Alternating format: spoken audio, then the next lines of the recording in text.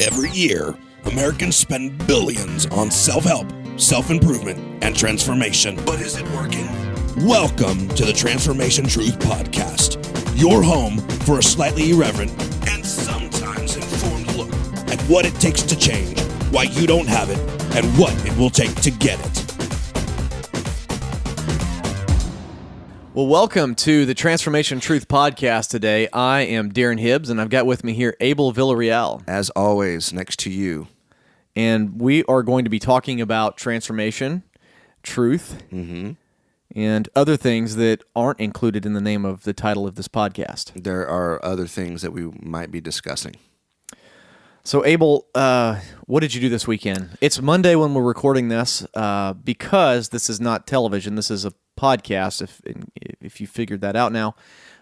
You're watching it on YouTube, so this is not live, but we're recording it on Monday morning. So what did you do this weekend? It can be live to you. If the moment you hit play on YouTube, it actually, I guess it technically is live. If you'd like to call in right now, call 555-555-1212. We won't answer your questions. And we will not answer your call. That's right. Actually, if someone answers at 555-555-1212, please text us or email us or however you can figure out how to get a hold of us. Listen, and let us know who answers and what they said. Yeah, and we'll totally stop referring people to you if that's what you want. Yeah.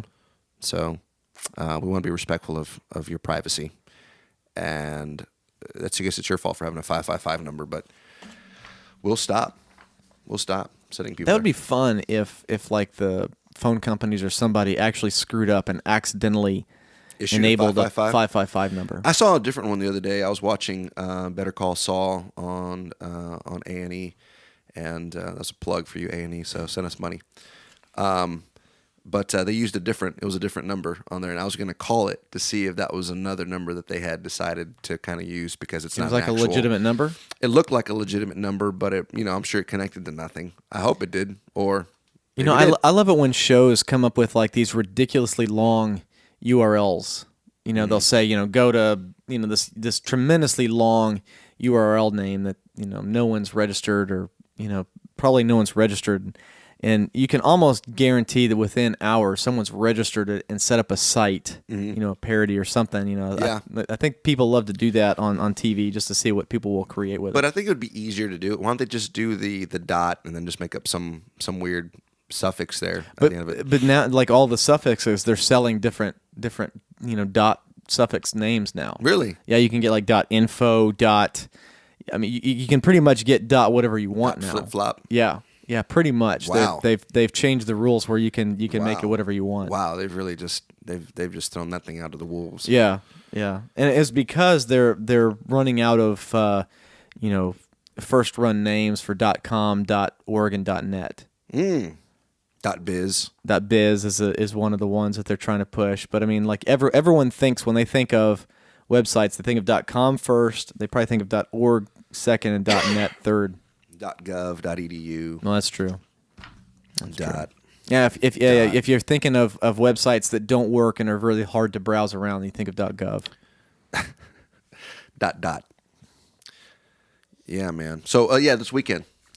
What did I do this weekend? I drove my family across from Bryan to Houston and spent some time with my family. Not a long drive if you're not from here, but it is feels, not a far drive, but it is a 4-hour drive. It feels like it takes forever to get there. I met a guy. It's only 20 miles, but it's about 4 hours. Met a guy here in town who has lived here since the beginning of time. And said he remembers when a trip to Houston used to take 12 hours because the same roads and freeways weren't connecting. So he had to drive through, Gerald, Hink Pfister's backyard and go by his way. And, he was describing to me how you had to get to Houston. And it was kind of a Oregon Trail type. When I was a kid, there were no highways that really went directly into Houston. And I only lived... now it's 45 minutes south via the new highway, but when I was a kid, we had to do all these meandering deals through different places. Go through people's gardens, and it was kind of an interest. As a kid, it was miserable because it took so long. But did you take a canoe to cross creeks and stuff? It never came to that, but there were a couple times I thought it might be faster. Or riding by muleback or something? You know, the mules are overrated. They're really overrated. I don't know if you ever tried that before, but No. rented mules especially. Beast of You burdens. can't really work rented mules as hard as what they say. Yeah. I bet that this time of year, we're coming up on Easter, I bet that renting a mule right now would probably be impossible anyway because all the churches have them. That's probably true. But, you know, he rode in on a donkey, not a mule. And so I wonder how many people couldn't spot the difference. Right. I don't think they could. How many farmers are like renting out their mules for live pageants, Yeah. snickering all the while, thinking, you dummy, that's a I got mule, one not over. a donkey. I got one over on you, city boy. Yeah, and I don't think anybody in the congregation would be able to tell either. But how arrogant of. I bet there are pastors who are riding in on donkeys on Easter morning. Or actually, I guess it would be Palm Sunday. I can think but of a few. Yeah. Oh, here comes the pastor on the donkey. It's a mule. Which kind of brings us to our topic for this week is the one size fits all mentality that we see in life. We have been seeing it a lot in churches, and that's kind of, if a pastor or someone has seen someone do it once and they have a big church, Yeah. then they're going to do it. That's the only way you could probably pull off riding in on a donkey as a pastor is if you have a big church and everybody's kind of expecting that. It would be interesting. I wish Gallup was doing a poll like of this next Sunday or for Good Friday services to find out how many pastors were riding in on donkeys. Yeah. I'd like to know. But there is a one size fits all syndrome, and it exists throughout our culture. I mean, everywhere in our culture, it's all over the place. We see it not just in churches.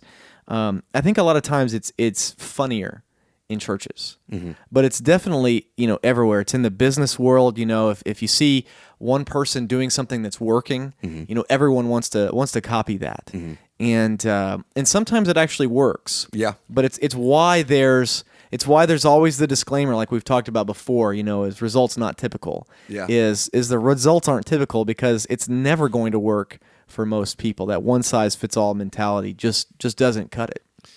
It reminds me of the Four Christmases. Have you seen that?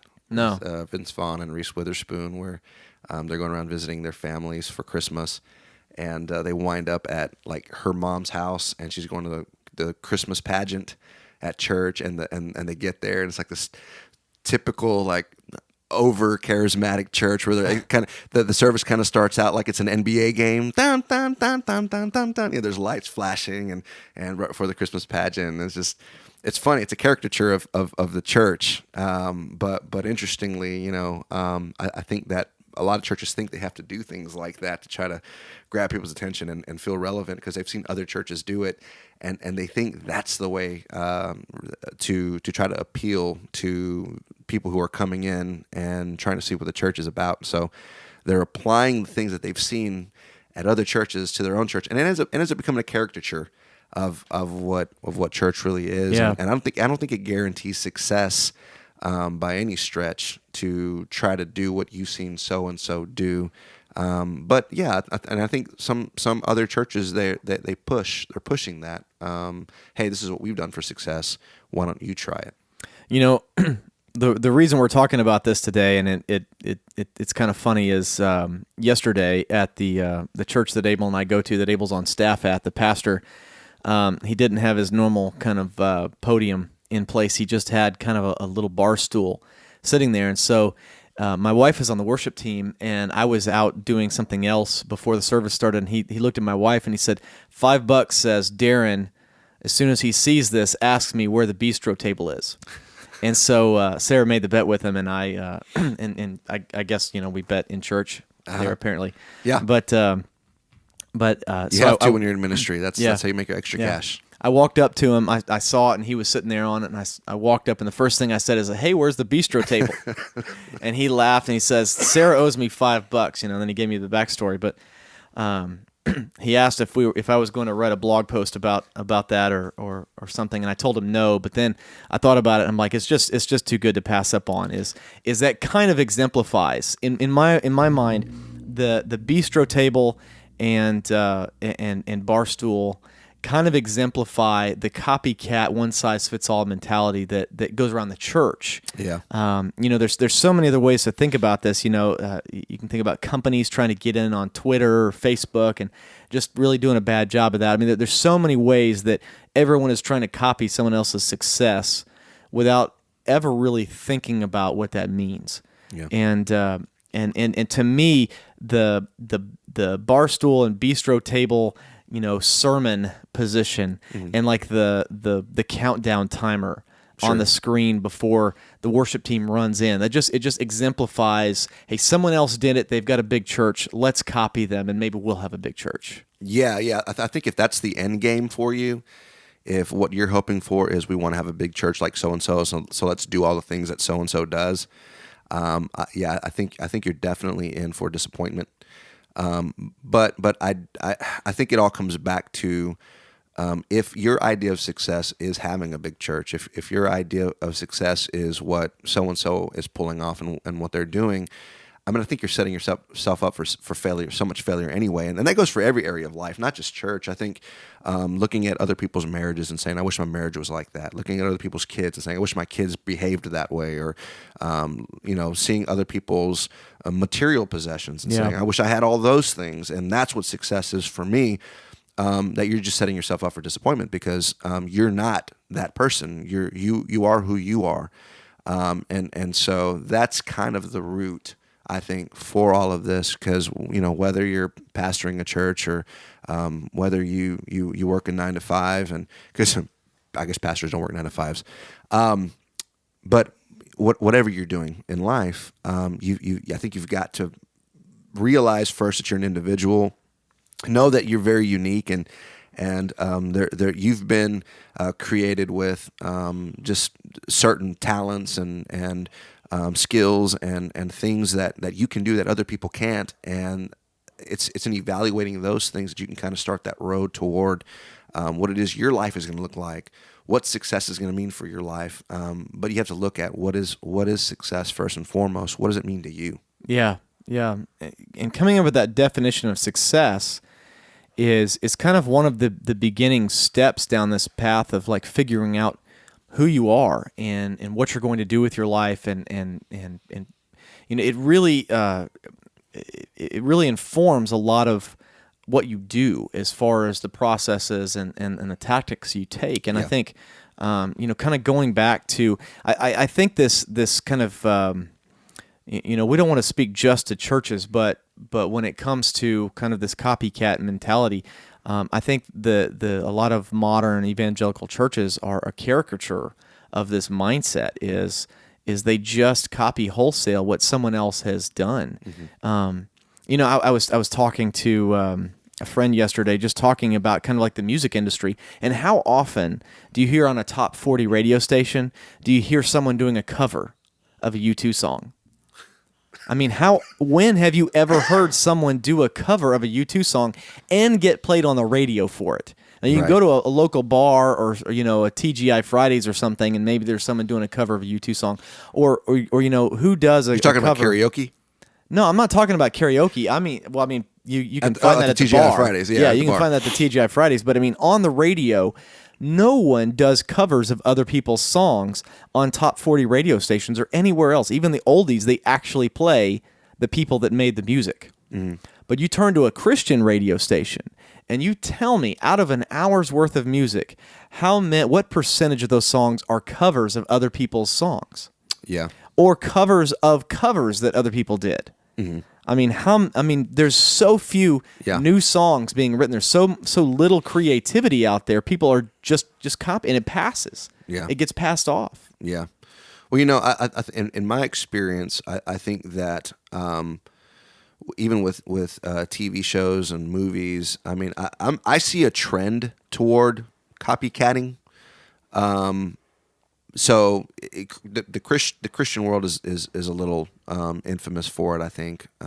But especially when Christianity tries to mimic what they would consider secular, that you're seeing a lot of in our T-shirts. Our T-shirts are always images of other people's logos, but they've incorporated the cross or something about Jesus into it. Yeah, that's real creative. Yeah, exactly. And so there's no. It's almost as if though, even though Christianity is a culture in and of itself, that we're embracing other people's cultures and trying to make it a part of what we do instead of just embracing our own culture and creating out of that. And so I think we're losing something in trying to copycat. I think we're really losing the point of it. And so I think that's also what happens in people's lives. You miss the point of living your own life. You miss the point of having your own life experiences when you try to copycat, when you try to do what everybody else has done. But it comes down to limiting yourself to how success was defined for somebody else, and then saying, no, that's what success is for me too. Instead of saying, what if your life was made for something entirely different? And then success coming by way of you experiencing that instead of trying to walk down the same footsteps that somebody else did towards some form of success. I think it would be a real shame if you lived your life in the shadows of somebody else's successes instead of being able to just walk just a very unique road that was paved by your own feet. So often, though, it seems like people don't ever really define success for themselves, and then they just become okay with, maybe copying a little bit here, a little bit there, or wholesale copying what someone else has done, and seeing modest or sometimes, and I think this can be even worse, is when they see dramatic results from just wholesale copying someone else just for the sake of achieving their results. Yeah. And I think a lot of times that can actually be worse than failing at copying someone else or achieving modest results is that then you're kind of thrust into this lifestyle where nothing is really yours. Yeah. You're just doing stuff just for the sake of trying to be successful in however you define that. And a lot of times I think there's a lack of definition, as you're just doing stuff because it's what someone else that you think kind of looks successful is doing. Yeah. And how often do we see these like successful people? They've achieved all of this success and they've worked and we admire them. And how often do we see them crash and burn because they're so empty? Yeah, I think that's kind of where we're going with this. Is I think that if your goal is some success that you've seen somebody else achieve, that at the end of the day you're going to be so disappointed because it's not what you were made for. It's not what you were created for. And I think that even if it's something it's a goal that's so huge, it's bigger than us, that even if you shoot for that goal, that you may make it there and then realize I've really accomplished nothing. I've really gotten nowhere. I still feel as empty as I did before I started this quest. What if your life was meant for something else? What if in fact your life was kind of launched by some of your failures? What if the things that you've failed at are actually the catalyst for you experiencing the success for your life? And so I think that to some degree, we have to look at our experiences so far, even if you have experienced disappointment. Maybe you're experiencing disappointment right now, Yeah. To look at those things and to grow from them will actually begin that process of taking you down the road that's unique for your own life. Because a lot of those people that sell those books say, hey, look how I achieved success. What you don't see is, and what you don't acknowledge a lot of times, are the very unique failures that they had in their own lives. The failures don't often make it into the books. Yeah, well, not a lot of times. Sometimes they do. But It's a neat part of the caveat of the story, but what if the story is actually just in the failure, and that's how they got where they got? And so I think if we look at our lives in terms of our examining our failures and saying these failures are actually what are beginning to shape me and define me and to show me what I'm not meant for, to propel me into what I was meant for, and I think that's what I think it's why Jesus, as he walked to this earth and he told the stories that he did. That a lot of times he spoke about people who, in the eyes of so many, would look like failures. Yeah. They would look like people who were not where anybody else would want to be in life. And then his saying that those were actually the greatest people. You know what I'm talking about? Yeah. One of the scriptures that comes to mind is the scripture of the widow's mite, and that's in Luke 21, 1 through 4, and it's talking about Jesus, and he says that he looked up and saw the rich putting their gifts into the treasury. He was in the temple. And he saw also a certain poor widow putting in 2 mites. So he said, "Truly I say to you that this poor widow has put in more than all. For all these out of their abundance have put in offerings for God, but she out of her poverty put in all the livelihood that she had." How often do we see people, there's another Bible story just like this where, not long after this happened, after the church was formed, that a man and a wife named Ananias and Sapphira saw other people selling their property and giving the money to the church. And they were all doing it out of this really loving, giving heart to provide for the poor. And Ananias and Sapphira had a property, and so they sold it. But the two of them decided together that they would only give half of the proceeds to the church and keep the other half for themselves. But they would lie and either make it look like they were giving all of it, or actually tell them that they were giving all of it.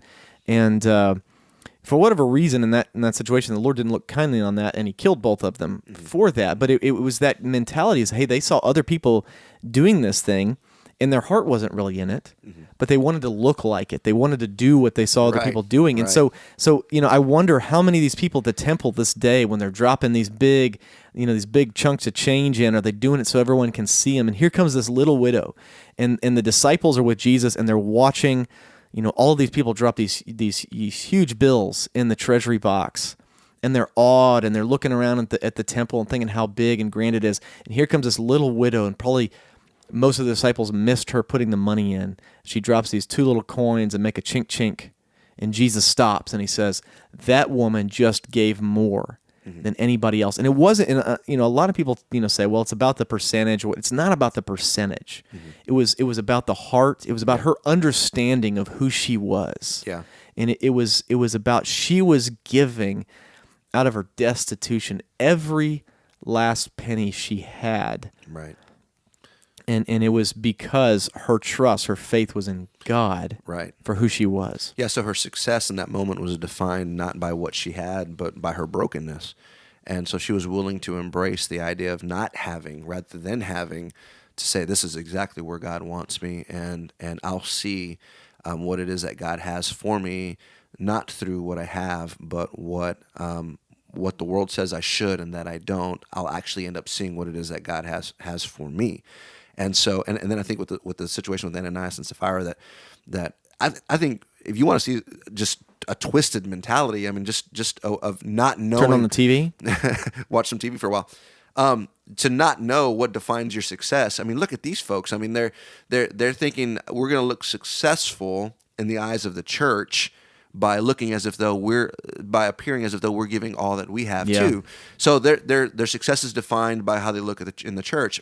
However, there's another part of them that says our success is defined by what we have, and so let's keep a little for ourselves, because our end game is to be, living. They're living in both camps. They're living in both camps. I mean, and they can't commit one way or the other, and but because they have no defined way of looking at what success is for themselves, that they're being split in half. Success is here and success is here, instead of saying success is going to be defined this way or that way. Listen, because they're even told, listen, you could have kept all the money for yourself. Yeah. If your success was defined by what you had, you could have just kept it all, and everything would have been okay. Like God doesn't care. God doesn't need your money. You could have kept it all, and if success was, you would have sold that property and bought your own little place out on some island. I mean, and just lived your life like that. Then that would have been okay. It was your property. You could have done with it whatever you wanted to. Just define your success in that way. That's what success is. But why are you trying to look like your success is defined by giving everything to the church when clearly you didn't? And so they were torn between what people thought about them and what they thought about themselves, instead of just saying, between them as a couple, what does success look like for us? Who do we want to be? Where is our life going? And let's embrace that. I think about whenever I think about kind of the copycat syndrome versus defining your own success, I always think about Schindler. And, he was a businessman in pre-World War II Germany who had done moderately well. I mean, he wasn't, fabulously wealthy, but he was pretty well off and had factories and things like that. And his success was defined by how much money he could make and how many factories he owned. And when the crisis of World War II hit, he found himself in this position to actually almost like buying slaves, buying these Jews and giving them their liberation, saving them from death. And when he started to realize that every one of his dollars meant saving another Jew, he actually wished that he had made more money. And he wished that during his life that he had made more money, not so that he could define his success as having more money or having more stuff, but so that he could have bought more Jews' lives when he had the opportunity. Yeah. And there's in the movie depiction, there's a great scene where he's looking at his watch and he's saying, "How many Jews could have I bought for this? And my car, how many of Jews could have I bought?" Yeah. Like everything changed when he realized his destiny. Right. He realized who he was before God, and all of that stuff didn't matter anymore. And what's interesting is after the war, he tried to start businesses again, and he failed at every one of them. He never really made another dime. He died pretty broke. But he is the only Gentile buried in the Jewish cemetery in Jerusalem. The only one. They honored him because he was one of the only Gentiles that stood up for the Jews during that time period. And I think that's really, to me, it exemplifies the difference between a copycat and someone who has understood their destiny in God. Yeah. So here's who was a successful businessman. And to us, being a successful businessman means that we have money for ourselves. But everything got turned up on its head, and all he wanted more money for was to save more lives. And it is interesting that he ends his life trying to start businesses and not able to do that, because I think that success was defined for him through the opportunity that was laid before him, and just to have the fortitude to recognize that what his success was for was in saving lives, and then that being his ultimate success, is rewarded by just that thought that he's buried there amongst so many Jews. Not being one himself is just it's a high honor. It's in that regard, and so we have to really look at our lives and examine our lives and see. Are we just trying to follow in other people's footsteps? Is life about how much money we make? Is life being defined by how many lives we save? Is life being defined by laying our own lives down, by our brokenness, seeing what it is that the future has in store for us? Only the universe can come together in such a way, and only God can fasten that together so that even through our failure, we can experience success for our own lives. And I think, one of the things that we want to leave you with here today is just encourage you, to go to God and ask Him what your definition of success is. How do you define success, and what does that look like? And one of the caveats to that is sometimes, in the case of Mr. Schindler, sometimes you won't gain a full understanding of what that success is until God provides that opportunity, until there's that kind of serendipitous moment that the Lord shows you, what your definition of success is. Mm-hmm. And so I think having an open heart to God to understand what your success is, what success looks like to you, it will keep you from being a copycat. It may not change things for you. Mm-hmm. Understanding how success looks. I doubt that the widow left that day and was any richer. She was probably a poor widow the rest of her life, but I guarantee you she is going to enjoy the riches of heaven for eternity. Yeah. And so are we. And I think having an understanding of that will really change us. And so I encourage you to go to God and ask Him what success looks like for you. Don't just copy. Don't just go with what other people are doing, but ask God what success looks like to you. Or just watch us and copy us. Because we're gonna have some success, and the more of you that watch us and copy us, the more success we'll have, and then we can tell you how much success you can have by copying us. Come help define our success, our idea of success. We want you to do that for us. Tell a friend, like our videos on YouTube. Yeah, that will make us more successful. You define our success, and then we can tell you how to be successful like us by you creating our success. So the definition of success. And I think the other important thing is the pronunciation of caveat. Is it caveat or is it caveat? That is very interesting. I think we ought to let our 22 listeners tell us, is it caveat or caveat? Is it cavalier or cavalier? And go ahead and make sure that you use correct pronunciation, air quotes or whatever in your comments on YouTube or Twitter, or however you want to get a hold of us. I don't know how you're gonna show us whether you're saying caveat or caveat, but I mean, Well, I think it'd be interesting to see people try. yeah. So do that. Try and do it just with text. Is it caviar or caviar? I think I've never had either one. I've never had so either one. I guess it doesn't really matter. We're in Texas. We can say whatever the heck we want. That's true.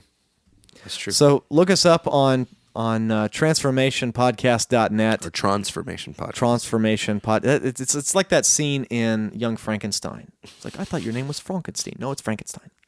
Igor. They were wrong then, weren't they? Yeah. With that, we'll see you next week.